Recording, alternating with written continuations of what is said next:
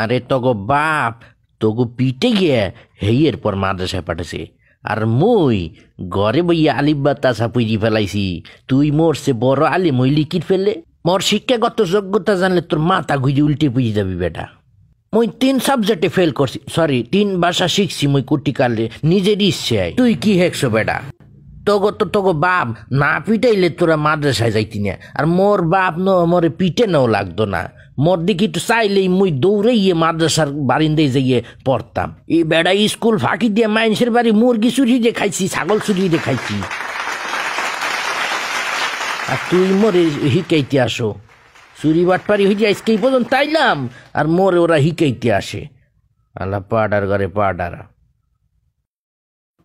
তুমি তো কোরআন শরীফ পড়ে আলেম হয়ে গেছো, আর মুই তো আলিফ বা তা সাই 100 বারের বেশি পড়ছি, আর মোর লগে পাঞ্জা লড়তে আসো বেটা।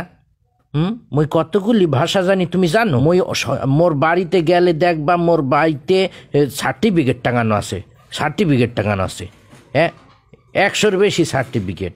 এই বাংলায় দেখবা ক খ গ ঘ উমো একদম চন্দ্রবিন্দুর পর্যন্ত, ওইটা আমার বাংলা একাডেমির সার্টিফিকেট। আবার দেখবা আরেকটাই আলিফ বা তাহসা একেবারে পর্যন্ত, ওইটা আমার মদিনা ভার্সিটির সার্টিফিকেট। এই যা কিছু দেখবা সব আমার নিজের হাতের তৈরি, সব আমি নিজে অর্জন করছি, আমি নিজে।